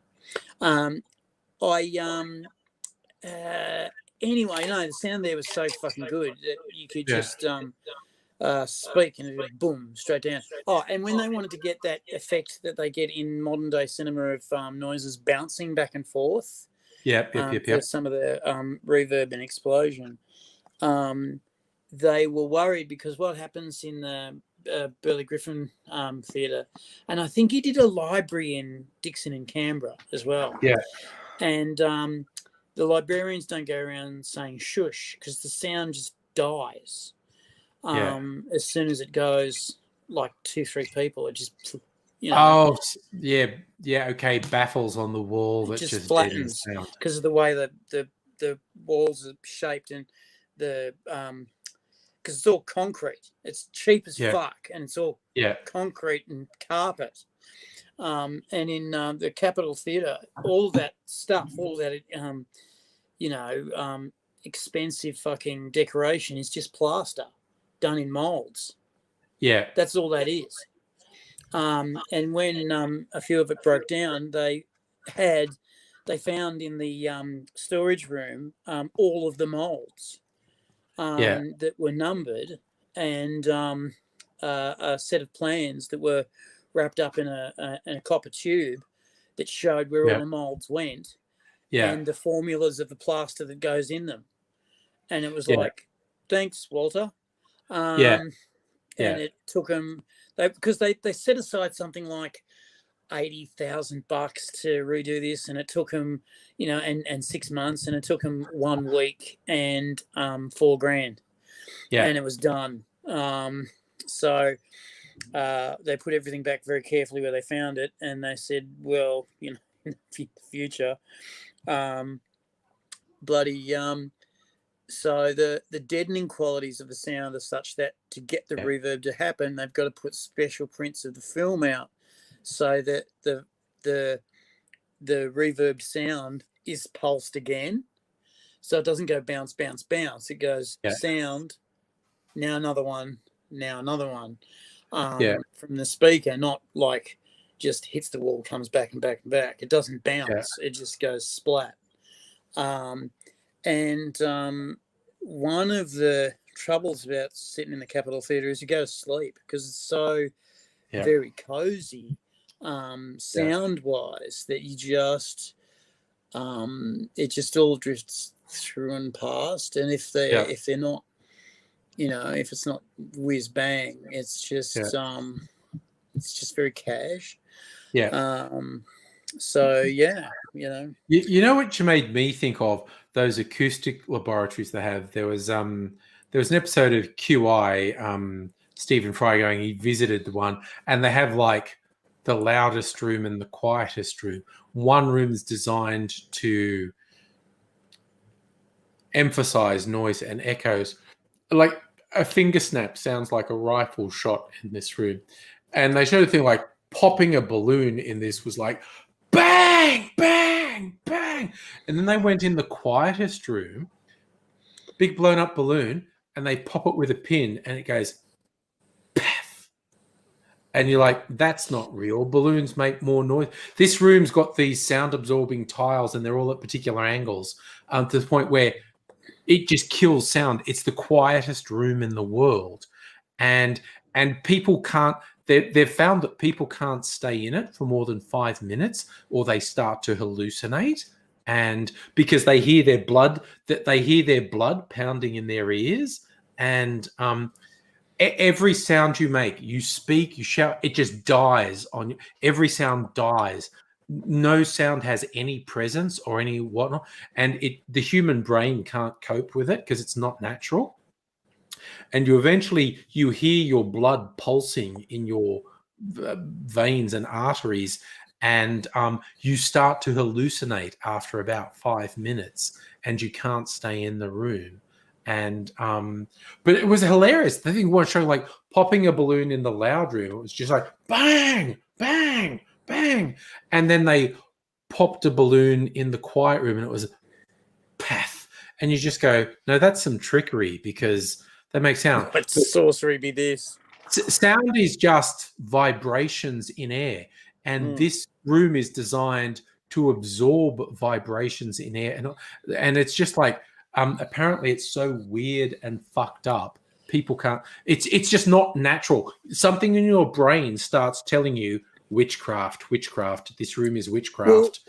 Well, like I told you in North Korea, when they fucking got people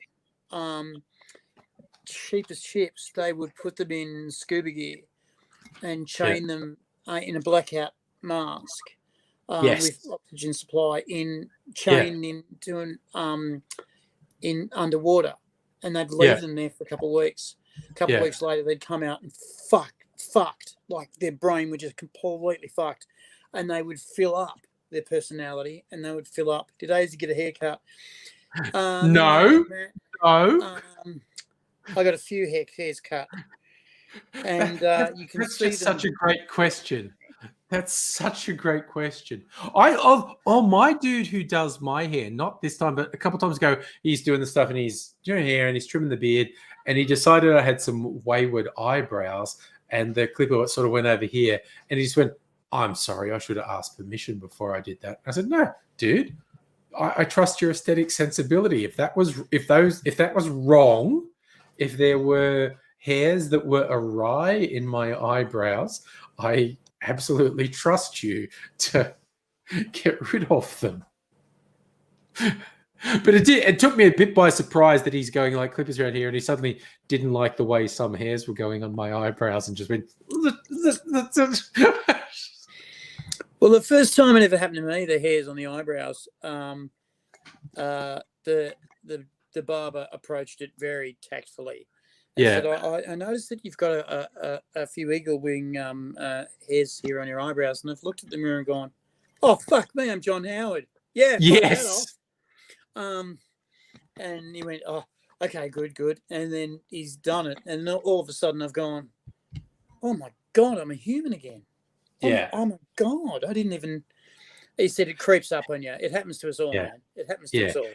It's only Australians of a certain age that remember John Howard when he was a mere treasurer and let his eyebrows run riot, and they were these very poorly maintained hedges that were going off on very crazy angles. And then he had aspirations to the top job, and people said, "Not when you're looking that fucking weird, mate." And so one day he miraculously went from these eyebrows that were just all over the shop, they were something to behold, to suddenly they'd all been trimmed and he had something approximating normal human eyebrows. Yeah, he looked like an eagle landing, basically. His eyebrows looked like these big fucking tail feathers coming in to land and claw at something small and fucking rodent-like that was just trying to feed its children, much like he did to the country. I'm trying to think if I can find a good picture of his old school eyebrows. Hawk had him too. Not in the most famous Hawk photo ever with the microphones. Yes, I love that one. Yeah, best Hawk photo ever. He has said himself it was his favourite as well. Yeah, for those who don't know, it was Bob Hawke was at a press conference, and it was just the microphones that had the little foam things to stop pop noises when you talked into them, and they were slightly out of thing. And the way the photographer had taken the photo from below, they were covering his eyes, but they were slightly skew-if, so it made him look like he had slightly off-kilter boogle eyes. He was like a Muppet with slightly off-kilter eyes. That one, I was just searching young John Howard eyebrows, trying to get his eyebrows before he sort of whipped them into shape. And Hawkeye definitely had, I'm not getting a good one, but if I go Bob Hawke microphone eyes. There it is. There it is. There it is. I just did Bob Hawke microphone eyes, and if we share this here, Chrome tab. Oh no, wait. What did I do there? Share screen, Chrome tab, Bob Hawke microphone eyes. Share. There we go. You can see that big picture there. Bob Hawke with the microphone, making Fuck, him that's awesome. looking like a muppet with misaligned eyes. I want this friggin' ice to come out before I go to bed, and it's like 90% out. I'm just lucky I'm used to this hand motion, so it's just. You're not lately, and I've been paying you up and everything. Oh, I just meant shaking cocktails. What are you talking about? Nothing. Nothing. Okay. Nothing. I didn't. All right. It was a thing. We promised never to talk about it. Never speak of this again. So I'm thinking, for my milk punch Monday, I want to make this milk punch recipe I've been meaning to make for a while. That's called Sex Panther. That's rum and cola and that's about it really. Rum and Coca-Cola, working for the Yankee dollar. What are the lyrics to that song? That's an Andrew Sister song. Drinking. Oh, come on, you can type. Drinking rum and Coca-Cola by the Andrews Sisters. Did you ever used to have to drink RC cola as a kid? I've had RC cola, yes. Yeah, that's our school was that was the only fucking cola they'd sell until in high school there was a rebellion and we nearly burnt the place down. Yeah. So for the lyrics, if you ever go down to Trinidad, they make you feel so very glad. Calypso sing and make up rhyme, guarantee you one real good fine time. Drinking rum and Coca-Cola, go down Point Cucumama, both mother and daughter, working for the Yankee dollar. Oh my God. Oh, it's a song about prostitution. Okay, fine. So what, Craig? You had a support message. We're sorry I got this wrong. Oh, Craig, you made a comment and you got Facebook prisoned for it and you appealed and then they said you're okay. Annette, the Andrew Sisters on the house was high rotation in your house. From Chickamee to Murner's Isle, native girls all dance and smile. Help soldiers celebrate his leave. Make every day like New Year's Eve. It's about the people in Trinidad being sex workers. Celtic King. The song is an old Andrew Sister song called Rum and Coca-Cola. Drinking rum and Coca-Cola. Go down Point Cucumana. Both mother and daughter working for the Yankee dollar. It's a song about the women in Trinidad being sex workers. I didn't realize that till I just got the lyrics there. It's weird. Woman in Trinidad being what? Sex workers working for the Yankee dollar. Both mother and daughter working for the Yankee dollar. I've been paid in American dollars for sex. Which, you know. Shit out of me. I was in Katoomba at the time. That's a weird place to get paid in American dollars. I thought that too until I realised it was a big tourist destination. And so I was in I'm just going to say a public restroom, and a rather fine-looking Asian gentleman came in, and I just thought I'll be having that. And he was looking around. I'm thinking, you're not looking to urinate, brother. And he looked at me and he nodded, and I went, okay.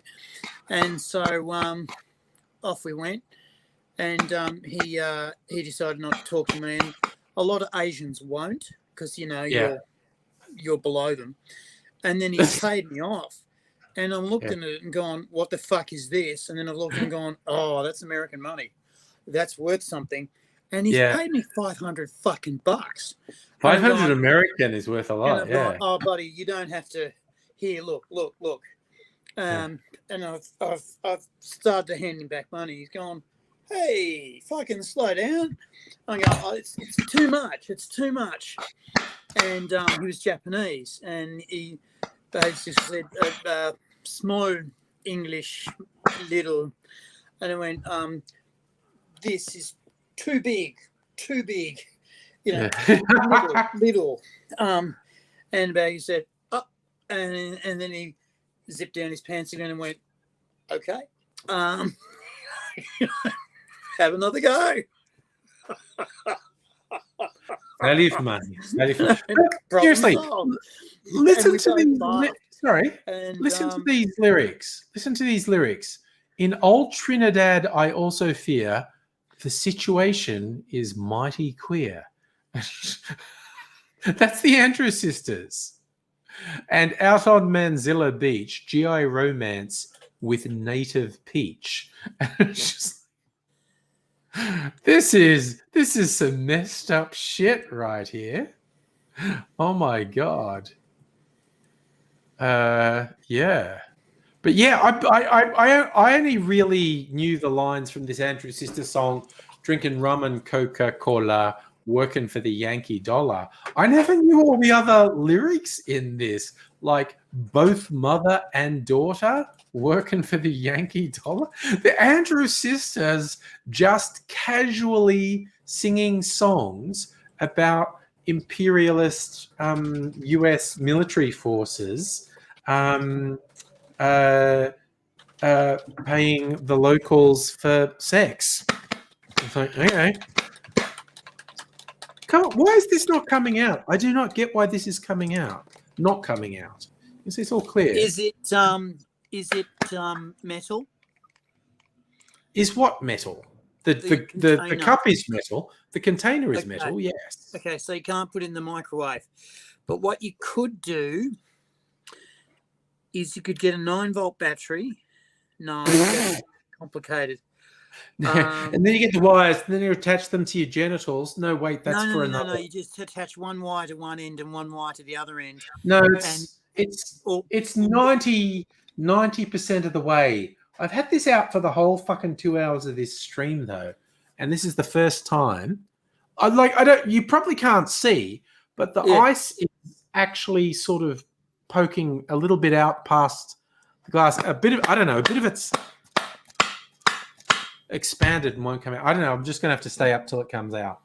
That's what she said. That's what she said.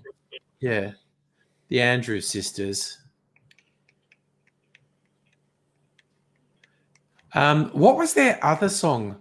Managua, Nicaragua. Managua, Nicaragua song. Is that Guy Lombardo?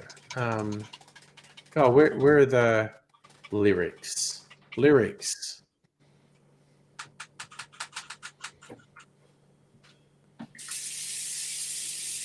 feel like that was an Andrews Sister song. Okay. Where are the lyrics? Managua, Nicaragua is a beautiful town. You buy a hacienda for a few pesos down. You give it to the lady you were trying to win, but the papa doesn't let you come in. Managua, Nicaragua is a heavenly place. You ask a senorita for a little embrace. She answers you caramba, scramba bambarito. In Managua, Nicaragua, that's no. This is weird.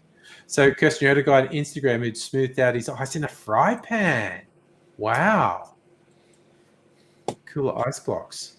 I haven't had a completely successful ice making thing with this insulated box because it freezes the ice pretty quickly. I might try again tomorrow, actually, and it might be ready for tomorrow night's stream. But I can't go to bed till I get this ice out. This is weird. Why is it doing it? I've never had this problem with this before. It's been weird. I'm doing it with my mind. Is that what it is? Okay. Yeah. Unfortunately, it's giving me a massive erection. Yeah. I was going to show you something. Okay. Not first my thing massive erection. No, I'm not going to show you your massive erection. No. That's I get intimidated by it. Yeah, no. And you know it's massive when you get intimidated by your own erection. It's like, oh my God, sorry, watch out. Everyone, be careful. Oh, that was what that kangaroo tail was. Yeah, exactly. So I'm trying to think. Last Friday night, I streamed for. Last Friday night's stream went for less than 5 hours. So that means I finished before 1 a.m. Now, I didn't get to bed to 3 a.m. because young Mr. Angry was having phase 1 of his 21st birthday party with some lads, and it was pretty rowdy. And actually, young Mr. Angry faded, and he's going, okay, I'm going to stop drinking. I'm just going to bed. Well, I'm going to just keep an eye on the party. So I didn't get to bed till 3 a.m. I stopped drinking sometime around midnight, and but I was very tired. And I mean, I've got a CPAP machine now, the breathing machine, and it's working fabulous. People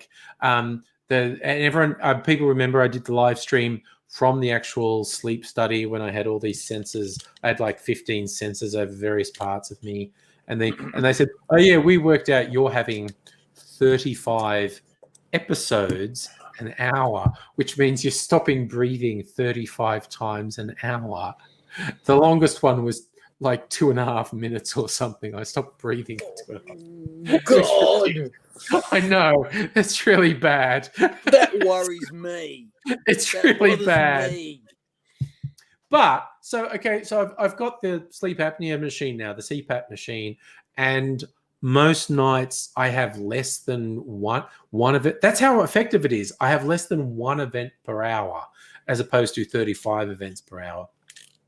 But I've got, because like everything these days, it has an app. There is actually a SIM card in this machine that communicates reports to medical people, but I can get an app to match up to it. And so I get stuff on my phone.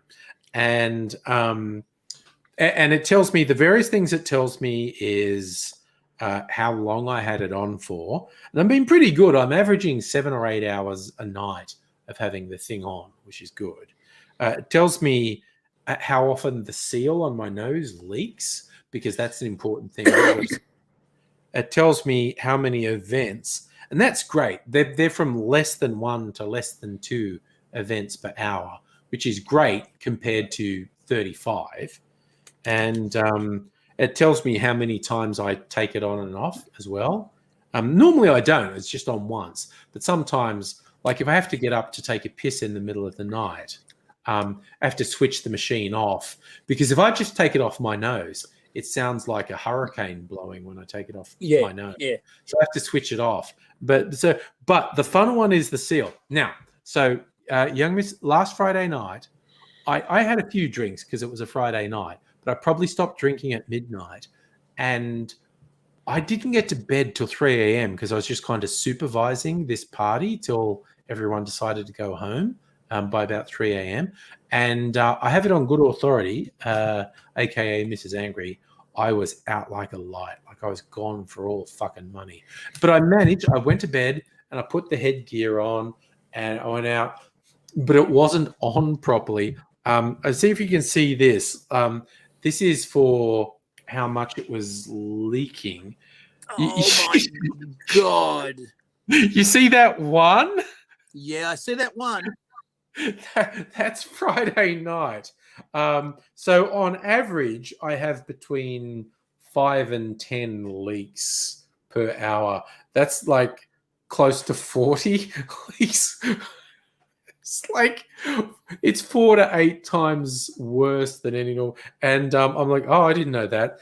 And Mrs. Angry told me the next day, yeah, it kind of sounded like a gale blowing, but you didn't care. And she was, even at 3 a.m., she was still awake because the party was really loud. They were good, but they were loud. So she was still awake when I went to bed at 3 a.m. And apparently I just went, like, I took a piss and came back and put my headgear in and lay back. And she told me the next day, like, yeah, you didn't want to talk or nothing. That night, you just went and put this thing on and just